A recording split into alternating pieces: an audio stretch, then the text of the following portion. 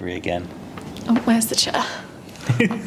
Can you imagine? That would have been a good blooper. Your sweatshirt looks good, by the way. It is, it's nice. It's nice and comfy, this one as well. My placements aren't far wrong as well. I was quite impressed with that when I did them. I was like, oh, that might be a bit low. Hello, everyone, and welcome back to the Take Two. Hi, everyone, and welcome back to the Target Transfers podcast, the #1 heat printing podcast in the world. Today, Andy and I are on our own. We're doing a solo episode for you. We are going to kick off this season 5. Can you believe it already? Oh, it's crazy. I know you forgot you had a mic there for a second, didn't you? We are kicking off season 5 with everything you need to know about starting a printing business in 2023. Now, we're approaching December. This week, next week's the first, next weekend, something like that. And obviously this is the time for a lot of either current businesses to take a breather, take a break, spend some time with family and friends, recoup or revisit where they want their businesses to go next year, goals, that kind of thing. And it's also the time where a lot of new businesses are born, especially in the printing industry. People think, what can I do from home with everything, with the cost of living going up, everything like that. It's what's a low-cost startup business that I can make profit from at home that doesn't have too much of an initial investment. So we're going to talk to you about just questions that we've had from printers or future printers about starting their business, as well as some questions from current customers, which we're going to answer for you. So should we get straight to it? Let's go for it. Yeah. So the first thing that I wanted to talk about is why someone should start a printing business. Straight up. I think the great thing about starting a t-shirt printing business, especially with heat printing, is that it's the barriers to entry are pretty much non-existent. Yeah. Once you have a heat press, and there's ranges of heat press from sort of £450 to even the most expensive one is only 7,000, but that's like all singing or dancing, is that the barriers to entry are super low. It means that you don't have to spend tens of thousands of pounds to get set up. You could start it in your bedroom. And a lot of really successful companies have started it in their bedroom or the kitchen or the garage and gone on to quite massive things, really. Yeah. So I think that's one way, is that you don't have to spend lots of money. Everyone's got probably a laptop or an iPad or something like that already anyway. So you don't really need... or even a smartphone. I know it's a smartphone, yeah. not as easy, but, for the sake of starting out, you could deal with the smaller screen. screen. You could just download... some designs from Etsy for like 5-10 quid, get a commercial license on them at that point, put them into our custom transfer easy view uploader, order just 10 of them, put them onto a few t-shirts with a heat press. T-shirts aren't expensive either, and that's it. You've got your first range up and running for probably you could probably do your first 10 t-shirts for I would guess maybe 90 quid, not including the price of a heat press, but maybe 90 quid to get your first 10 t-shirts up and running at a premium level. Yeah, the quality that you'd want to buy. Yeah, something that you could charge between £15 and £40 for. Yeah, I think that's the most important part, is the return on investment, which is something we've done on our heat presses and transfers and vinyls for all of our customers, to tell them how long it would take to pay that press off in a year, how many shirts they sell, etc., which you can find on our website. But I think a lot of it is down to how much profit people can make. They think that because they've got this investment cost that they won't be profiting from the business for a year, 2 years, etc. That's not the case with printing at all. You can make a profit from your first sale, essentially. Yeah, we've seen a lot of customers, especially in the US, we've seen it with the hat press as well. Yeah, because of the higher value of the RRP on that, is that you can pay off your press in a couple of jobs. But the great thing about if you're purchasing a high quality machine like a Hotronics machine is that you get such good warranties with it, and those machines sort of last 5, 10, 15, 20 years, even some of them, is that it means you don't have to worry about replacing that. It's not like PCs or something like that, where workplaces tend to say, I'm going to have to replace that after 3 years. Yeah. That's not the case. They don't update with the software, that kind of thing. Exactly. It'll just keep going and going and going as long as you can. So you don't have to worry about that. So, it is one thing, obviously, it is at a big upfront. It can be, depending on what your circumstance, it can be a big upfront investment. But if you then factor how the payoff could be 10 years on that, then it's like, actually, it's only like, it could be £50 a year minimal, yeah, to have that machine then, which is only like £1 a week at that point. I think it depends what you compare it to as well. So for a lot of people, £1,000, £2,000, however much they're spending, which is to the extent the higher end of the startup costs for the printing business, it depends what you're comparing it against. A lot of businesses cost minimum 5 to anywhere to like 25, 50 grand to start up a business. I know that's like the extremes, but in comparison to what could be, if you do it properly and you give your all to it, a really successful, profitable business, it's really, really minimal startup costs as well. Yeah, I mean, I guess it's all comes down to perspective, like you say as well, as to what is the best use of your money. I would imagine there's a lot of people who are watching or listening that are thinking about starting a business. And I guess the thing to think about is, what else are you spending money on that makes you money? Like, I thought you were just going to say what you're spending money on, and I was like, But it's true. A lot of things. Say, for instance, I don't know, one way of looking at it is that, you can get finance on the heat presses if it's over a certain amount. So if it's over £1,000, you can get finance. But, let's say perhaps a better use of your money, rather than, say, renewing your phone contract, why not go SIM only and bring your price down on that? And the difference that you would be paying between a SIM only and a full contract would be enough to pay off your heat press, pay off the finance on the heat press every month. That's a very good tip, actually. And everybody pays. I was a hypocrite for this up until recently, but I used to pay a lot of money for a phone contract every 50, month. 60 quid. It's ridiculous. And a SIM only is like less than tenner. It can be, yeah. Like, it's mad. Conservatively, let's say 25 quid. Yeah. So take that extra 25 quid and put it invest it in yourself instead.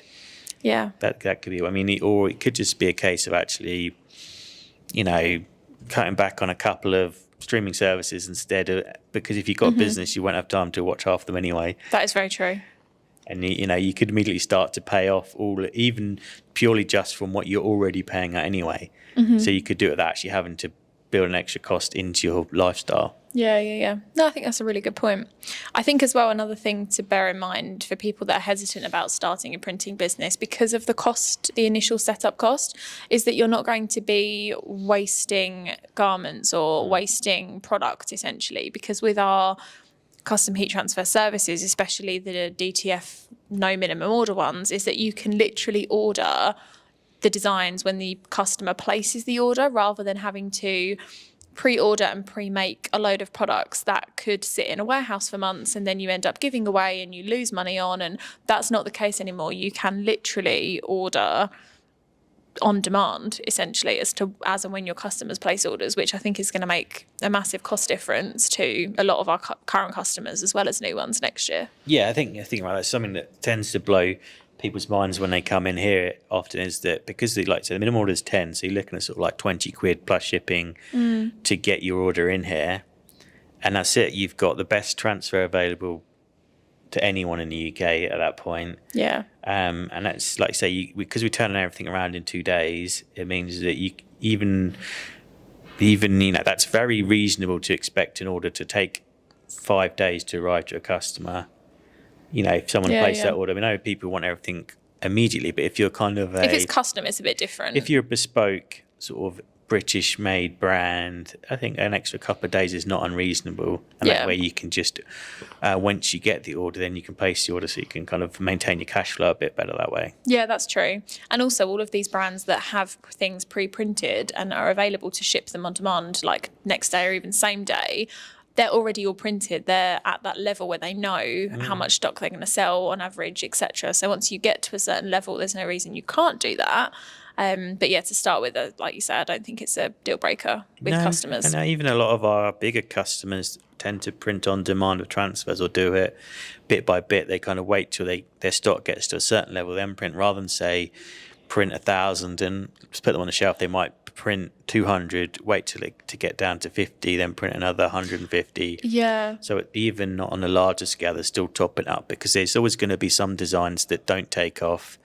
But if the worst case scenario you have to do is take a hit on a few transfers, it's not the end of the world. And if you'd gang those designs up with some other ones that are your known bestsellers, then your risk is really lightened up there. Yeah, you're not really wasting anything, are you? And you could even sell products that don't sell for like a reduced cost of 25 or 50% off, and they'll probably go. So you're not going to completely lose out on funds from that perspective. And for anyone that's listening that's never heard of a gang sheet before, this is something that is very unique for Target Transfers, is that we offer this at no extra charge. So what it means is pick any of our size layouts, which there are 8 of on the website, and put as many transfers as you want on there. There's no like tooling charge or charge per transfer. You can put as many on there as that you can get away with and easily cut out between them. Yeah, we'll put an example on the screen if this helps for those of you watching on YouTube. Yeah, and the one other thing that I wanted to talk about in regards to the benefits of starting a printing business or starting a business with a heat press is that it doesn't just have to be one brand or one product, one message, that sort of thing. We've got a lot of customers that have one heat press and they operate 2 or 3 businesses or operate under 2 or 3 different business names, one of which to make profit, one of which is, I don't know, say more personalization, and one of which could be their passion project. So if you want to produce a really specific range of products for an industry or a niche that you're interested in, but you know that that won't necessarily make you enough profit to sustain the business moving forwards, you could always open up a different like sideline and go into levers, or industry printing companies just churn out other people's designs essentially to make the profit to support your passion project, which is something we've spoken about a few times on the podcast, but we're seeing more and more people do it now from the same heat press, and I think it's a genius idea, to be honest, because no one sees the behind the scenes. No, and you'd be surprised. Once people know you've got a heat press, you'd be surprised how many people then know that start to say, oh, Molly's got a Come heat out press. the woodworks. Yeah, can you do this for me? Can you do that for me? Make sure you charge them for it rather than doing too many mates rates at the beginning. Yeah, freebies. Yeah, If friends support your business, they will pay your fees. exactly. Okay, cool. Shall we move on to this is an interesting one actually. We've had a few messages since we've been talking about starting businesses on our socials about how to come up with a catchy or memorable business name for people's printing businesses, because obviously there are quite a few out there, but when you break down the amount of niches that are out there, there's not that many. And I think something that means something to you or reflects the industry you want to print for would be really beneficial, rather than just printing.com or something really boring like that, if you know what I mean. So did you have any ideas or brainwaves about names for businesses? I would say, just coming back to starting a t-shirt business and actually taking on 2023 properly, is that one thing I would say is that don't let that be the thing that holds your business up, though. It's because obviously Yeah, I see your point. It's important to kind of make sure you put together your brand identity and your core principles and your story, and you'll probably find once you've done that part, then it'll come to you in that moment. But don't spend like you see on when you watch The Apprentice, and they're 2 hours into a task and they're still working out what the team name is, and you're like, you could have been doing something a lot more useful at this point. You could have printed 20 t-shirts by now. Don't spend weeks and weeks on it. Make sure you get stuck into the practicalities of it, and actually building everything else in your business at the same time as well. Oh, that's brilliant. Yeah. No, it's brilliant because it's so true, though. It is very accurate, yeah. Oh dear. And I think, like you say, once you delve into why you're starting your business and the direction that you want to take it in, the name will come to you, and people will remember it more if it relates to your brand or your message or your purpose or something along those lines, rather than just a generic name because you wanted a printing business, if that makes sense. Or make sure it's something personal to you if you can't think of anything else. Like we were discussing earlier with 34 North that were on the podcast a couple of weeks ago, is that it was a specific location that they're building their business so that they can then move to sunnier climates. Yes. But that way, every day when you're doing it, you go, what am I doing this for? It reminds There's a you. goal. Yeah. Yeah. So even if it doesn't necessarily have to be like some version of your name, or it could just be something that's meaningful to you. So when every time you talk about it, then you're like, it focuses you, and you're like, okay, I know what I'm doing this for. Yeah. That way. Yeah, rather than just like your surname and then printing. Yeah. Like Rogers Prince or something. Exactly. If you ever start a business, Andy, don't call it Rogers Prince. Okay, cool. So while we're on the topic of industries, niches, that kind of thing, we've had some people ask us what the quickest and most profitable areas are when starting out, looking for customers, looking for orders. Obviously, we've spoken before about localization. We've spoken quite a lot about it and how important it is when starting a t-shirt business. And obviously that links into levers slightly as well, because regardless of where you live, where your business is located, you're going to have local groups around you. You're going to have sports teams, school clubs, schools that need the levers hoodies, things like that. There's a whole bunch of customers waiting for you to approach them. You just have to take that first step and ask.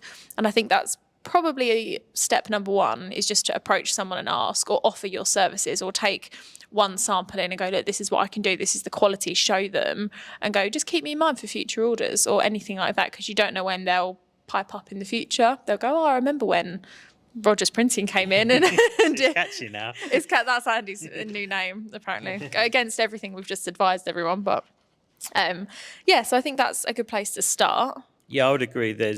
It's always good to, most people are within a good distance of like an industrial estate. So in Braintree, there's, I don't know how many, probably a couple of hundred businesses that you probably wouldn't even realise they were there. But because there's industrial I can see them estates, from here. You can see a few from the I can door. see the top of a building from here. Across the other side of town, there's another even bigger industrial park with loads of businesses on as well. Is there? Yeah. Oh. So there's always way more business in your local area that you didn't even realise they were there. But it doesn't take much more than like a quick Google to find out where the nearest industrial estate is. I clearly need to spend more time out of the podcast set and in actual Braintree town. Because we always get bits and pieces from local businesses, whether it's something to do with, could be the electrics in the building, it could be getting the windows cleaned, someone doing signage on the outside of the building. There's always all sorts of businesses, and kind of it could be builders. It could be. Think about how many builders and plumbers there are in every town. There's always a need for them as well. So there's always lots of avenues for business. But I would like to say, if you want to start with companies where you might want to start somewhere you can get 10, 20, 30 from them. Yeah, that's Find true. out where the nearest industrial estate is and just phone up or knock on the door of every single one of them. Yeah. It won't be hard to find the nearest football team or sports teams of any kind. Just quick Google, where's the nearest football team? Or you probably know someone who knows all of the teams anyway. So that should be easy enough. There's always that group in every town, isn't there? Yeah, exactly. There's probably like a local Facebook group which half the businesses are part of. You could go on like a local Chamber of Commerce website, see who else is involved with that, perhaps. Yeah. There's lots of ways to find local business, and you could think about what is near to. Even if you're in the country, you're probably still only like 15 minutes drive from an industrial estate. It could just be that this one's on a converted farmer area, but there's still like 10, 20, 30 businesses that have all got offices or bits and pieces. That's very true, actually. There's quite a few even in like the more rural areas of where we are that are in the middle of nowhere, but there's like 10 mini offices with like 3 or 4 people in them. But if you got 3 or 4 orders from each of them, that's a lot of custom transfers. I had to take a detour on the way to work the other day, and went past a little area that I didn't know existed, and there was a couple of really big companies on there. I would have never known they were there, but they're just slightly out of the way for me. But there's always lots and lots of businesses nearby, and all of them will need. It might be that they're taking more time between orders of corporate wear at the moment. This could be a saving for them, but if you can provide them something that will last and last and last even longer, then that value you can provide to them might be what gets you the job. But they might just be a lot of these businesses. You might just find that they didn't know they needed something until someone asked, or they were too busy to go and get quotes for stuff. Then someone knocks on the door and says, "Do you need 30 t-shirts and 30 hoodies?" And like, actually, we do. Thanks for getting in touch. Yeah, I haven't had time to sort this out. How quickly can you do it? When can you do it? And if you really put it on a plate for them, they'll be like, "Oh, brilliant, thank you. I do need that. The price is about what I expected. We'll get that done." Yeah. That's a very good point, actually. And while we're on that topic of, I know you say sort of like 30 t-shirts, 30 sweatshirts as a rough estimate for like a company or something like that.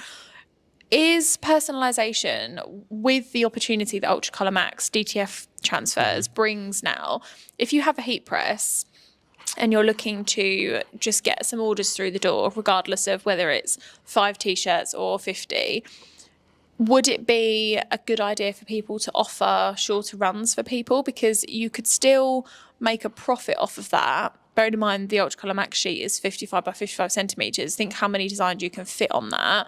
You could order like the one-offs for people that need them, plus the 10 or 20 orders for someone else without having to invest in the 10 sheets of Ultra, if that's not how many you need.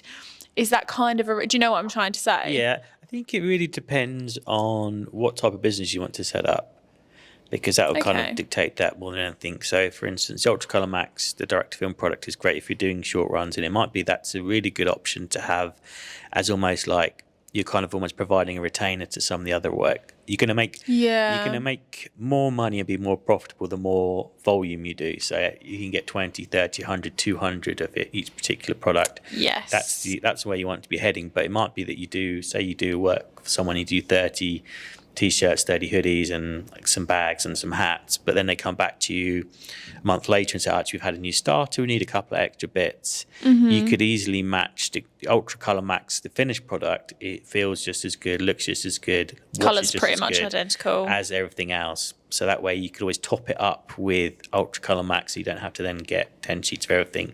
Yeah, But if you, in the long term, you want to be moving towards Ultra Colour, Yeah, and less yeah. personalisation, like is a part of the business. So it could be that actually Could be the second side of the business. you could be that if that's something like Christmas is coming up, if you're quick, you can still catch some of that, or you can think about next year. It could be that actually you're doing lots of like first Christmases or first birthdays, because that sort of personalisation means something to you. In that case, the Ultra Colour Max is the best option, because then you can you need to order one, and you can fill up a giant sheet of it, and then you still make some really good profits because you're dividing the cost of the sheet by how many transfers you've got. Yeah.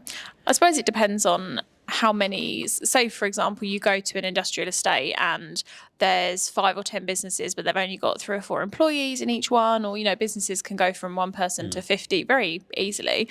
And they want just a couple of hoodies each, for example. That's a fairly low order to do a larger run for if someone is starting out from a investment point of view, if you see what I mean. So you could maximize Ultra Colour Max for those types of orders. If you could fit 5 or 10 companies' logos for their t-shirts on one sheet, just order that and make the profit off of that, rather than doing a big order of 10. Again, this depends on like how many orders you get, how big the company is, that kind of thing. But it's good that both options are there, depending on what people need them if for. there's 30 businesses on that industrial estate, you could try putting a logo of one of each of them onto one Ultra Colour Max sheet, and then Taking put it to it onto them. a t-shirt, take it to them and say, what do you think? Yeah, that's a good And idea. that way, if it's in front of them and they can touch and feel it, oh, that's really good, you can, that might be enough of a clinch for you to get the order by proactively sampling for them. Proactive sampling, I like that. Top tips of how to get new business with Andy. Cool, okay, yeah. So moving on to prices, we briefly mentioned it a couple of questions ago. How much does it cost to start a printing business? It's only really the cost of the heat press is kind of the main thing. Is you sort of look, like I said, looking between sort of like 425, 450 as a starting point, really, to get a decent heat press. And then, but a lot of customers tend to go in a sort of like £1,000 to £500 price range, because they want to buy. They tend to buy now to kind of the business that's going to be in the next 2 to 3 years, but the options are there for everyone. So you could start off with a sort of lower investment and then build your way up, and then once you want that more functionality with extra platens and auto openings, things like that, then you can invest a little bit more in 2 or 3 years time, once you've built up enough reserves to be able to afford that. Yeah, Or well, your business is busy enough to justify that investment that way. yeah, well, like you say, the difference between the most basic heat press available and the next one up, which has interchangeable patterns, that kind of thing, is less than £300 difference Yeah. for a press that will potentially last you. I mean, both presses will last you, but like you say, it's the efficiency you get from that press. So the most basic one, after 6 months or a year, you might be churning out more and more product, thinking, oh, I need a more efficient press. This one Yeah. isn't serving me anymore. And then you end up buying twice, essentially. So yeah, I think that's really good. And obviously with our low cost of transfers, quick turnaround time, all of that, it's fairly minimal. Yeah. And you can order low blank. Yeah, and the great Garments thing as is well. that heat printing doesn't take very long. You're kind of looking around probably sort of 40 to 60 seconds, maybe 60 seconds when you first start out per t-shirt. So actually turning that, because all our transfers, we tend to do a 5-second pre-press and then it'll be a 10 or a 12-second main press. And that's it, the t-shirt's done. Is that actually you don't, when you're first starting out, you don't even have to be running that machine all day long. You can just Yeah. turn it on, give it 15 minutes to heat up, and then get all your work done, turn it off, and that's it, it's done. It doesn't have to be eating into that electricity as much as well, which again is, A important big thing for, at the for a lot of moment. people. Yeah, so it's Yeah. not going to be. It's worth factoring in. Your use of electricity. Use a smart meter to see what you're doing. But it's not, because some of these are built to be at home. They're not going to sort of destroy that electricity bill either. So it's a relatively low cost purchase. You don't have to buy lots of t-shirts. You don't have to buy 20 of a size and a colour. You can buy ones. If you go to someone like Rallowise, setting up an account, you will pay shipping. So it's worthwhile getting a few to make sure that you're kind of justifying that point. Yeah, otherwise you're adding on like shipping every time you want a t-shirt. But you could order like 5 t-shirts if you really needed to. That's all you had to that week.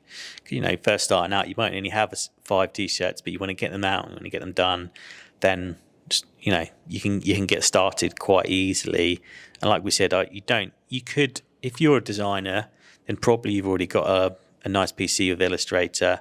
And if you're not a designer by trade, but you've got design ideas, you could go to like a digitizing company and for quite a low cost, or for like $5 or people per hour, and just say, here's my idea, can you design it for me? Yeah. And someone could design that logo for you. To a really because high their side quality. hustle is designing logos and designs. That it's not a massive outlay to get those initial designs done for you. And once you've got them forever. Yeah. The next thing I wanted to talk about is something I think is going to help a lot of people make their decision when it comes to starting a business, and it's issues that people come across when starting a business. Yeah. So I had a look around, went through some of our old messages on Instagram and Facebook, and sort of summarised the most common issues that I thought were the root cause of those queries, essentially. So I think the first one is, do I need to do a business plan? Which comes down to lack of planning at the end of the day if you're starting a business. And I think it's always a good idea to have a rough idea of where you want your business to end up, even if it's going to be a side hustle forever and you just want to be able to make 10 or 20 t-shirts at the weekend. You enjoy it, that's your hustle. Like you say, you might be a designer and you just want to get your designs onto t-shirts, that's fine. But then also, if you want it to become a full-time business, you need to have a rough idea of how you're going to do that, what you want that to look like, sort of envision it, plan it out. And I think quite a few of the issues that we've had when it comes to people not really knowing what they're printing or how they're going to make profit comes from lack of business planning, essentially.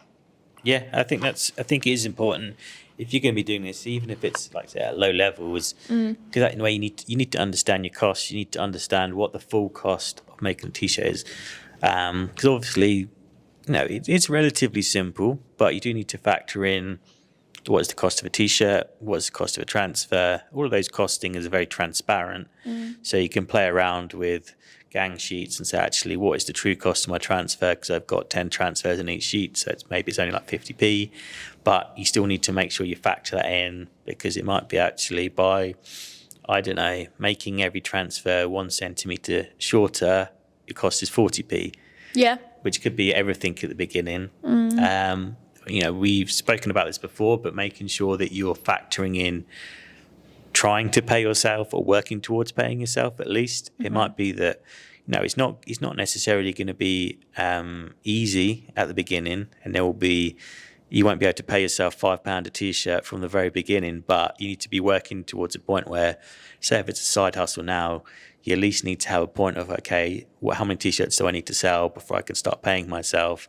And that way you can, you like say, you've got a goal to work with, but try and be conservative with your estimates as well. Don't be like, okay, yeah, I'm going to turn over $1 million in the first year once I bought a heat press. 50% profit on every t-shirt I sell. Yeah, because it's not realistic. Think about, where have I got enough room in my house or my garage to store things? What is the cost of shipping? Am I going to be charging my customer for this? What type of shipping am I going to do? Am I going to do first class track, DPD? Need to kind of think about those things, and then think about, okay, what point, I'm a sole trader at the moment, but at what point do I need to start declaring income from this? What number does that mean? And then what will that mean when I get to that point? That's a very good one, actually. Yeah. I don't think people think about that. No, but you want to be at a point where you do need to be paying tax, because it probably means you're being successful. So that's a good something to consider. It's a great aim. I really, really want to pay tax off of this. The subcontext is yes, because you've, like you say, got a successful business, but that just sounds funny. Yeah. What is the kind of price range I could sell this product for? Like say, if you some don't quite work out, but what is the lowest price you could sell it for? And I'm not saying go straight to that point, but maybe if you have a sale 6 months down the line where you get rid of old stock, then you might want to drop it a bit. Yeah, drop it a bit. Is there anyone else I need to help with the business, and should I be giving them some money, even if it's like a partner or a friend or any kind of family member? Packaging is another one to consider. I think that makes a product, the packaging. The experience you have when you open it makes you order from that company again. Like if it comes, even if it's nothing special, even if it's just wrapped in like a nice plastic or like biodegradable plastic bag or something, if it's folded nicely and it's all been pressed and it looks presentable, when you open it, you're more likely to be like, oh, they take care with their packaging, or rather than just slung in a bag or a chipped box or something and it arrives half beaten up. And I know it's not always your fault if the carriers decide to like throw a box around or what have you, but you can take care into how you package things up. Yeah, but that's all part of it. Is packaging will probably have lower minimums. If it's got your logo on, you could be looking at 100, 200 minimum order and something like that. So do you start off with a simple sort of white or cardboard one? Stickers. Another thing to consider is actually having a printer and paper to print off the actual order confirmation that goes inside the package, because it's you should be factoring into your cost the sheet of paper. I know it sounds a bit no, but it's everything that people don't think about. Everything that goes into the package. So think about when you hand that package over to the postman. What is inside that package, including the package, everything that went into that point is chargeable, is what needs to be factored into the cost of the product. Yeah. So that's what I would say. If you're putting a free sticker in there or something like that, then charge for sticker. If it's a sticker that's going on the outside for postage, charge that needs to be charged to the customer. Yeah. It's all of your business expenses, essentially, isn't it? Yeah, passing on the cost of shipping to the customer needs to be factored in, and making sure you're transparent. Or if you're paying for shipping, how much you need to make on the product to warrant paying for the shipping. And if you're going to be using something like Shopify or Etsy, eBay, wherever you're going to be selling it, is what you need to pay back to them. They're not doing it for free. Yeah. So there'll be a cost of transaction on that as well that you need to factor into your profit. I'm not sure what Etsy's is now. I know eBay's was like 5 or 10% at one time. It was quite high for considering eBay's a bit different, but if you sell something for like £4 or £5, if you're giving £1 of that to PayPal and £1 of that to eBay, you're barely making anything on top of that. So it's worth factoring in. Yeah, so make sure you kind of think about everything that's going to leave your building and go to customer, and then make sure you're charging accordingly. Even if it's just like the ink that goes into the printer, How many sheets of paper can I print from this cartridge? And the time it takes you to make it. Should I be doing full color or just black and white? Black and white, always black and white. Yeah, so that way you can like make yourself a spreadsheet full of every single line item. That's my favourite thing to do. Then you can that way you can have a really true and transparent cost for yourself that way. I guarantee you've just divided our audience in half. Yeah. Half the people are going, oh, I love a spreadsheet, I can't wait to do that. And half of them are going, no, Andy, there's no way I'm doing that. Yeah. Definitely know what sides we would be on. Okay, cool. So planning, do I need a business plan? Yes, in terms of like a formal structured business plan, you can kind of do that as and how you want, but in terms of costings. There's lots of, there's free templates. There's hours and hours of talk about business plans. There's be lots of great books. There'll be lots of great YouTube channels that purely focus on business plans. So, even if it's a case of you consume that content when you're making your t-shirts but just deep dive into everything business planning wise. That's a good idea. You're full of all the tips and tricks today. This is great. Should we record 2 episodes while we're on a roll? Okay. And this is a really important one, and I think we're definitely heading in the right direction when it comes to education. But I don't think enough people spend enough time educating themselves or testing and trialing different products. Prime example, podcasting while you're printing, that sort of thing. We could be chatting to you about printing techniques in the background while you're printing your t-shirts. Example 1, we've got a million different videos on our YouTube channel. Styles TV has a million on the YouTube channel, but gaps in your knowledge and in your skills when it comes to printing is going to have a big impact in not only how you print your products, but the end result and your return custom, essentially. So definitely closing those gaps as best you can in your knowledge and education to just bring yourself up to the skill level that you need to run a successful print business. And it's all out there. It just needs to be consumed and utilised. Yeah, and I think the good news for everyone that's listening is that we're both here to educate people in the UK specifically on heat printing and how to run a heat printing business. So even if there's something you wish you knew the answer to that's not on our YouTube channel or on Instagram or elsewhere, is to actually just send us a message and we'll get back to you. One of our customer service team will help you out, because we're here to make sure that everyone makes the right decisions for their business. Yeah, that's a really good point. And like I said, everything can be found on our YouTube channel. If there's something you can't find, just ask us and we'll happily help you with that. But yeah, that was just one that came up in the comments, and I thought it's quite an important one to mention. I know it's something that we don't necessarily think to bring up because it's all we do all day, every day, and we talk about it all the time, but I think it needs to be mentioned to a few different people. Yeah, and it's something that, we're always, we're the marketing, part of the marketing team here, but we're always trying to learn more about marketing.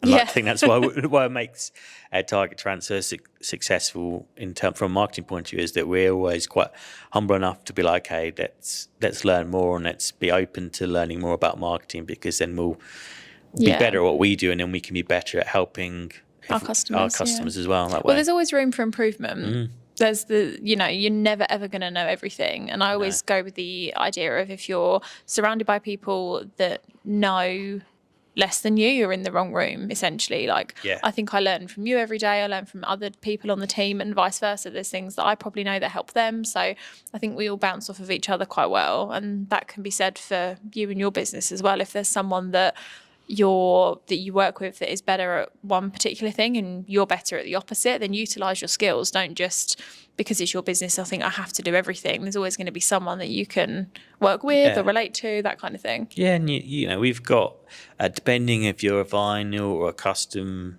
garment decorator, we've got private Facebook groups that are there for decorators to talk to each other. So you can, if you don't want to talk to us, you can talk to others in your industry. Should I be offended? Or come along to one of our sort of regular events we do in person. We've got another one on the 7th of December. So if you want to meet like-minded people of all types of experience with their business, then you can speak to others that are in your shoes doing what you're doing. Yeah. And you might find that you make some people that you can then, go to on a regular basis and talk to about running a heat printing business.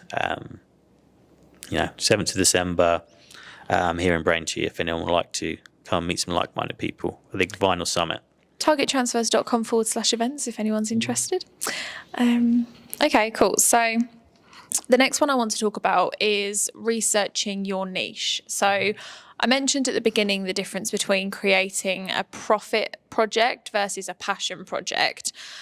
However, when it comes to, I mean, this could be both, arguably, this could be both sections, but depending on what niche or target market you want to sell to or print products for, you need to research what you're doing, why you're doing it, who you're selling to. And I think there's not really, I mean, I put here lack of demand, but I think depending on the industry, there's never really a lack of demand. It's just lack of presence, essentially, in terms of how many printers there are, how many people are being proactive about selling in that space, building their brand awareness, that kind of thing. But I definitely think that researching the area you want to work in is a big deal, especially when it comes to competitors. Competitors isn't really something we've spoken too much about on here, but it is something that affects a lot of businesses, especially if you're selling directly into someone else's key target market. Doesn't mean to say don't do it, because there's a million different ways you can differentiate yourself from your competitors. There's different ways you can go about things. You can push different USPs to your customers. You know, do you use better quality transfers? Do your products last longer? Do you do bulk order for less price, or do you do more personalized items? There's so many different things we could talk about, but researching the niche and your target market before you start printing or before you start promoting a business is, I think, a very, very big one. Yeah, I would agree with that. It's always good to benchmark yourself against your competitors on many levels. You know, what sort of product quality they're putting out, how are they speaking to their customers.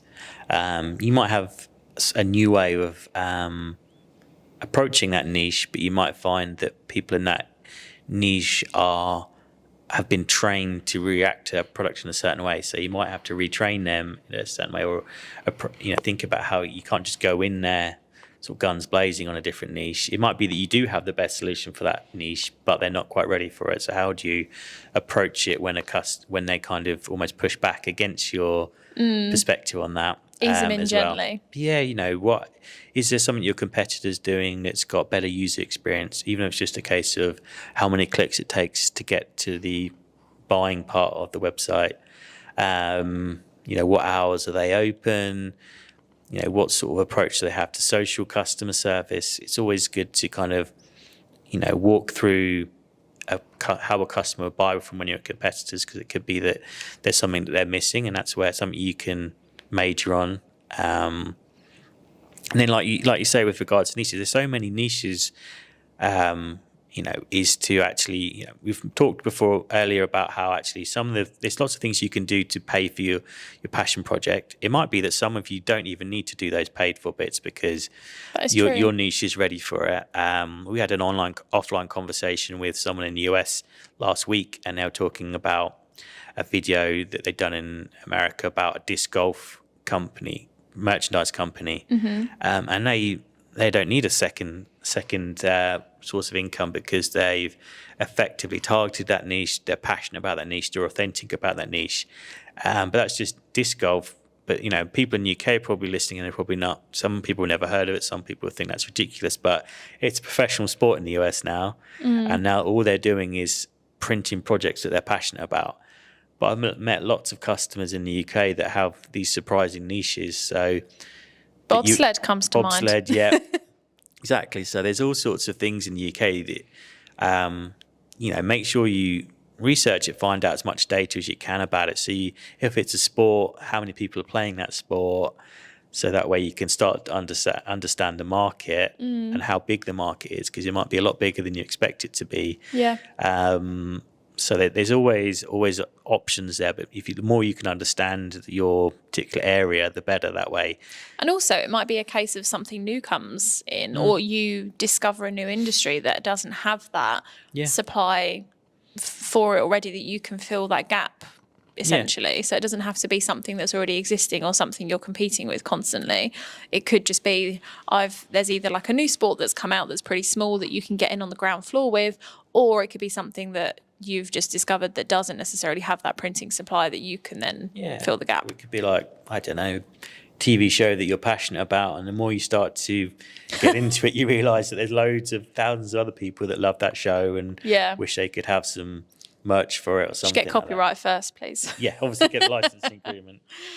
Yeah, that's a good point. Obviously, there's some very popular TV shows, and you see merch left, right, everywhere you look. Even the more obscure ones, it could be, that it's more of a cult one, but there's a big secret cult following that. Facebook groups again. Facebook groups again, exactly, yeah. Social pages, Yeah. anything like that. Yeah. So in conclusion, research your niche and benchmark yourself against competitors. Okay, amazing. The last one I wanted to talk about was productivity and setting yourself boundaries. Now, a lot of people, when they first start out with a business and they start something new, it does require a lot more time than a typical 9 to 5, let's say, because you are putting in all of the work, you're putting in all of the time that it takes to build it into something. And, we know a lot of business owners that say, I need to prioritize turning off and having time away from my phone and actually having rest time, essentially. But I think that ties quite nicely in with productivity, because we've spoken a few times about how to print and more efficient ways to print, whether that's adding different things to your heat press, such as quick slip threadability to make actual printing quicker, or whether it's your method and process. So if you're printing 2 different types of transfers at different temperatures, you fuse all of the higher temp ones first and then all of the lower temp ones, or you do all of your back prints and then you change the pattern and do all of the front prints rather than swapping in and out. So there's a lot of time that can be saved that could be time that you have off, essentially, or time that you could spend planning the next week of your business or something along those lines.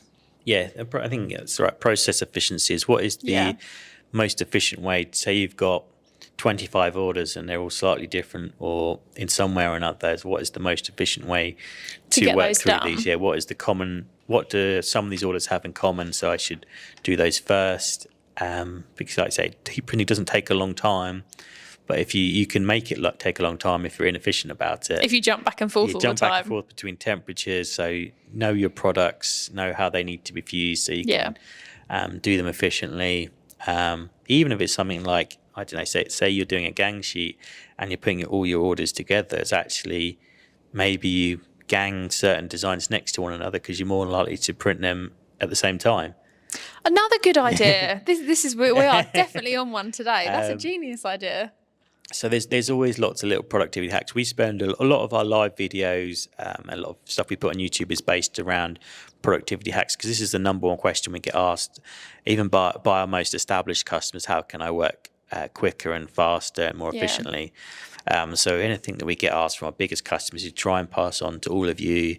So like say, doing the quick slip, you could save 15 seconds per order, which doesn't sound like a lot in isolation, but if you get into that best practice at the beginning, how many t-shirts you print in a day? Your volume is you could be adding another sort of 10, 15 working days a year onto your capacity, which especially when you're first starting out is massive, because you could get so many more jobs through off the back of that, and that could be the difference between making a profit and not that year. Mm-hmm. It's very true. I think we should do a productivity video on the podcast. I think we should do Andy's productivity hacks. Okay. We've already got 3 or 4 off of today's. We're going to make a list. Comment below if you'd like to see Andy's productivity hacks podcast.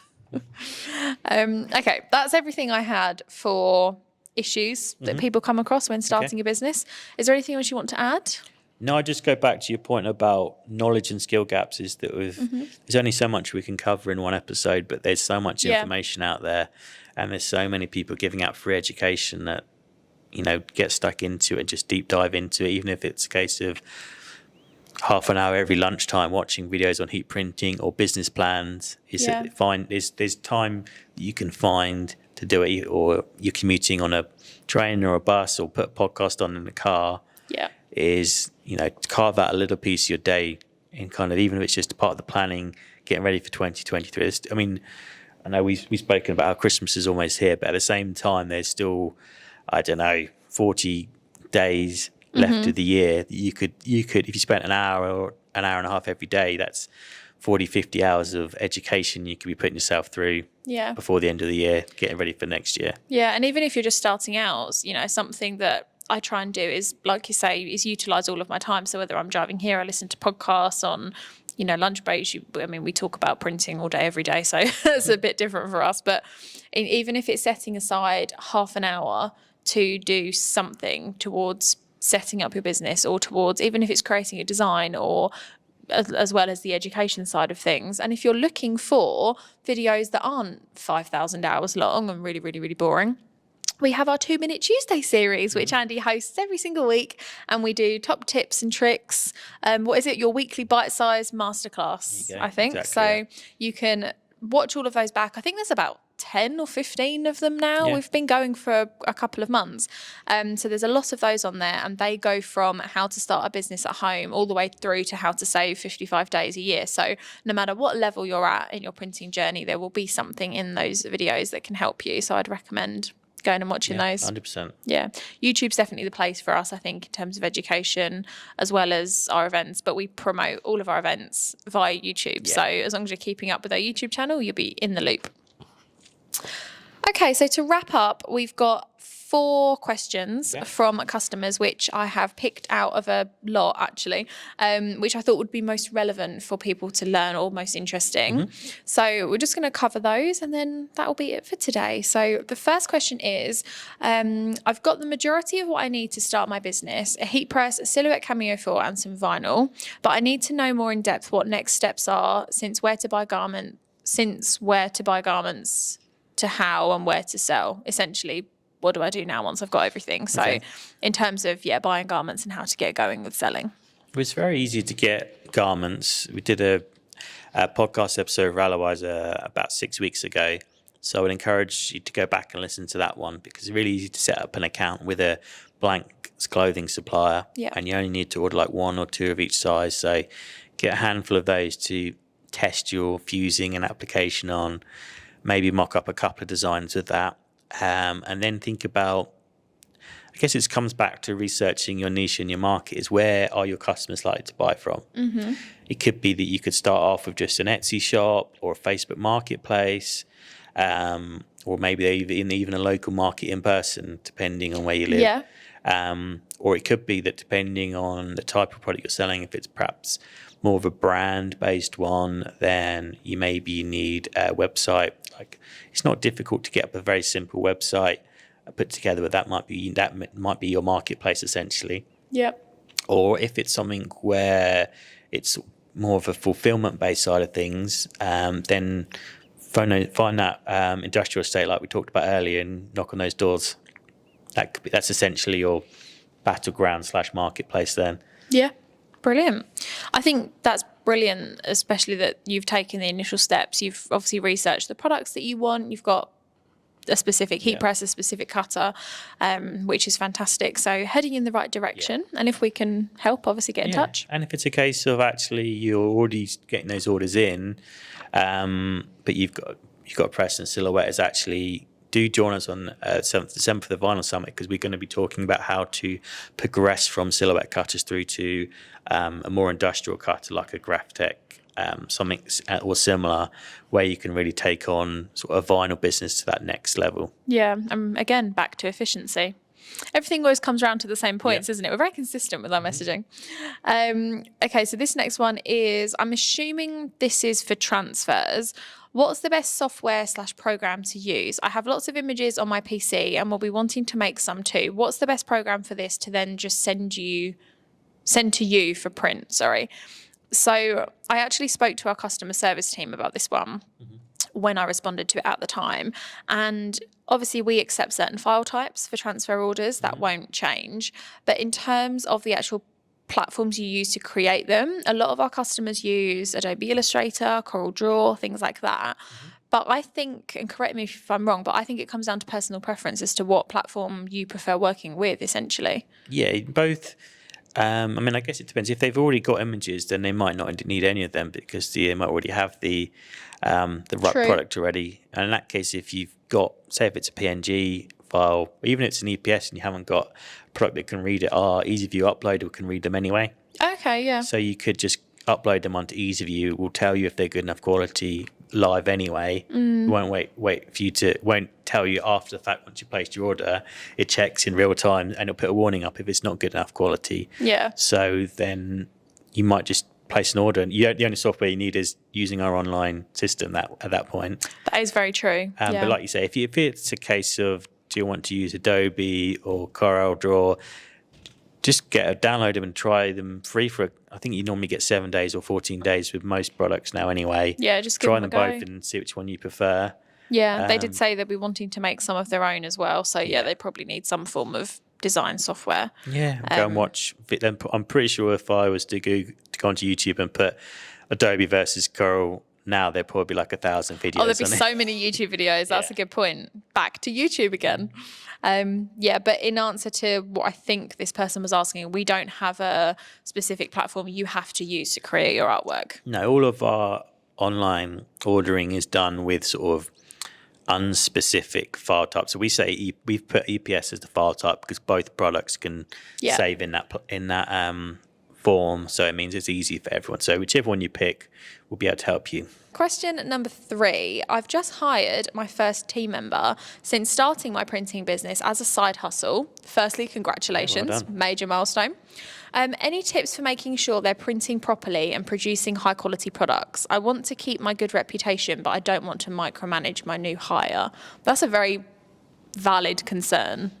Yeah, I think the most important, this is something that people ask us quite a bit when they come in for one-to-ones, when they're taking that next step, is actually how do I maintain consistency? How do I let go of control? Because that's, your business is a reflection of you personally. But something that we always do as part of training new staff here is get them to make mistakes. So obviously we can preach to it sort of blue in the face about how you should always follow the recipe.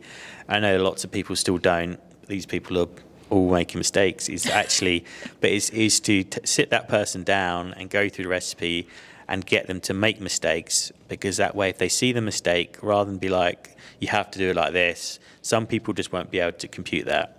So that's why, let's say you're fusing a transfer that peels cold, get them to peel it hot and see what happens. Yeah. Or get them to fuse it for half the time instead of the full time, see what happens. And then when they see it practically and they have that context of how bad it looks, And why you follow why the you recipe. do it, then they won't feel the need to cheat the system because they'll know that it doesn't work. So actually sort of get in front of the mistakes that they can make. They're always going to make mistakes. You just have to be a bit, probably you do as well, I'm sure. Everyone makes mistakes. All the time, yeah. So get them to make mistakes deliberately.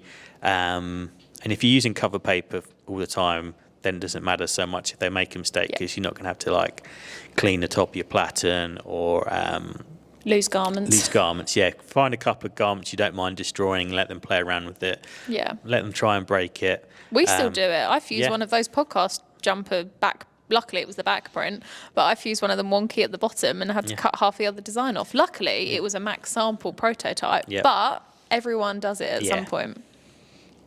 And then probably regularly do that. When they first start, repeat that process every so often, and they'll soon sort of see the reasoning behind why you ask them to do such a thing. Yeah. And if you're at that level as well where you are concerned about the settings that they might be using and things like that, I would highly encourage you to watch the live that Andy did on Friday just gone, which was all about the Fusion IQ and the controller and all of the settings that you have in there, all the way down to the reports of who's pressed what and when and at what settings. And you can I believe you can lock recipes in as well. On the IQ machines, you can actually lock the settings so that no one can play around with them. So you can only fuse at the correct settings, essentially, which is really helpful. So definitely check out that video if that's something that interests you. But keep doing what you're doing because your business is obviously growing. That's fantastic. Final question of the day is, I'm trying to get the most out of my gang sheet by ordering smaller transfers to reduce the cost. Any suggestions for how to make my products stand out with smaller designs? You're wearing a very good example, Andy. I guess, depending on which product you're using. I mean, we've got so many.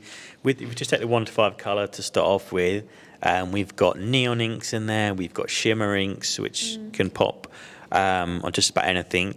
Or if you're using ultra colour, you think about using those tones and gradients to create something really eye-popping. But use them in combination with the right colour garment. Yeah. So if it's a red design, don't put it on a red T-shirt. Put it on a white or a black or something that's going to really stand out.